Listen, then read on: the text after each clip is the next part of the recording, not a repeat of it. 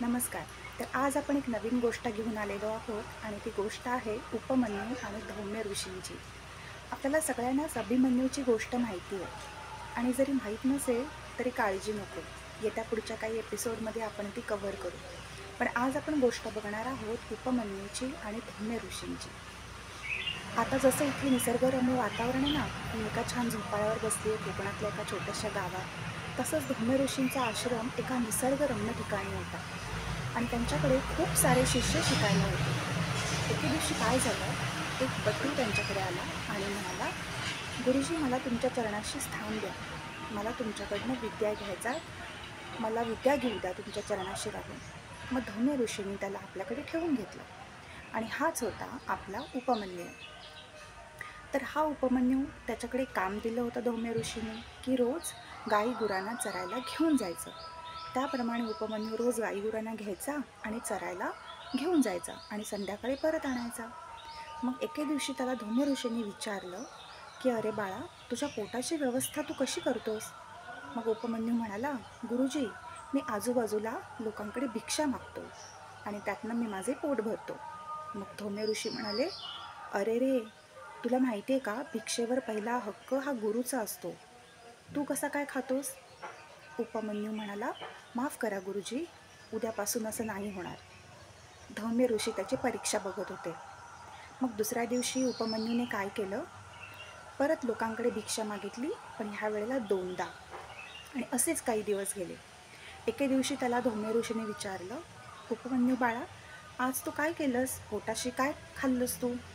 तर उपमन्यू म्हणाला, गुरुजी, हे बघा, तुम्ही सांगितल्याप्रमाणे रोज तुमच्या इथे मी ही भिक्षा आणून ठेवत होतो.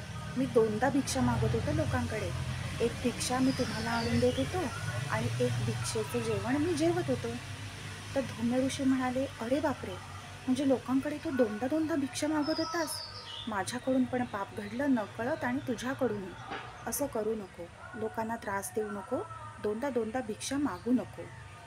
मग उपमन्यू म्हणाला, ठीक आहे गुरुजी, मला माफ करा, ह्यापुढे असं नाही होणार. मग आता काय करायचं बरं? मग उपमन्यूने एक युक्ती शोधून काढली आणि त्याने काय केलं, तो जेव्हा रानावनात गाई गुरांना चरायला घेऊन गेला, तेव्हा वासरं गाईचं जेव्हा दूध पितात ना, तेव्हा त्या गाईंच्या दुधातलं थोडं दूध तो प्यायला लागला. त्या वासराच्या तोंडातून जे खाली गळतं दूध ते तो प्यायला लागला. मग त्याला गुरुजींनी विचारलं की अरे, काय झालं, तू आता पोटाची व्यवस्था कशी करतोयस? तर उपमन्यू म्हणाला, गुरुजी, मी भिक्षा नाही मागत आहे. जेव्हा वासरू गाईचं दूध पितो तेव्हा त्याच्या तोंडाला जो फेस येतो आणि खाली जे दूध अतिरिक्त दूध सांडतं ते पिऊन मी माझे पोट भरतो. धौम्य ऋषी संतापले. ते म्हणाले, अरे बापरे, म्हणजे तू एका वासराच्या तोंडचा घास हिरावून खातोयस? हे तर खूपच चुकीचं आहे उपमन्यू, मला तुझ्याकडून ही अपेक्षा नव्हती. मग मात्र उपमन्यू खट्टू झाला. त्याला कळेना की आता मी काय करू.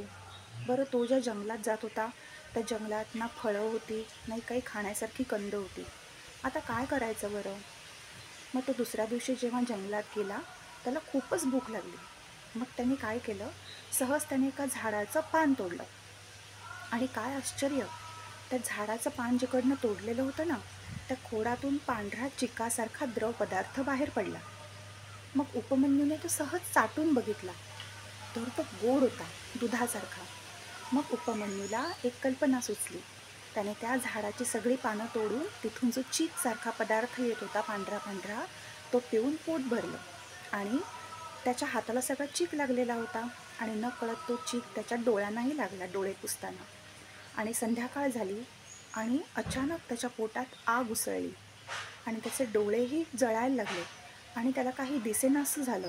पोटदुखी, त्याच्यात काही दिसेना. उपमन्यू खूप घाबरला. मित्रांनो, ते झाड कशाचं होतं माहिती आहे का? ते झाड होतं रुईचं. रुईचा चीक त्याच्या डोळ्यांना लागल्यामुळे त्याचे डोळे निकामी झालेले होते. मग आता करायचं काय बरं?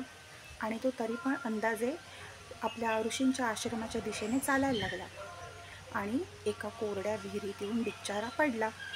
इकडे काय झालं, नेहमीच्या सवयीने गाई गुरं आश्रमात परत आली, पण उपमन्यू काही आला नाही. मग धौम्य ऋषींना काळजी वाटली. त्यांनी शिष्यांना इकडे तिकडे पाठवलं आणि स्वतःही ते उपमन्यूचा शोध घेत फिरू लागले. आणि रानावनात ते उपमन्यूला हाका मारू लागले. उपमन्यू, उपमन्यू, कुठे आहेस बाळा तू, कुठे आहेस? आणि तेवढ्यात त्यांना एका कोरड्या विहिरीतून उपमन्यूचा ओरडण्याचा आवाज आला. त्याने बघितलं, त्याची अवस्था बघितली. इतर शिष्यांच्या मदतीने त्याला बाहेर काढलं. अश्विनी कुमार वैद्यांना बोलावलं. त्याचा इलाज करवला. त्याचे डोळेही बरे झाले आणि त्याची पोटदुखीही बरी झाली.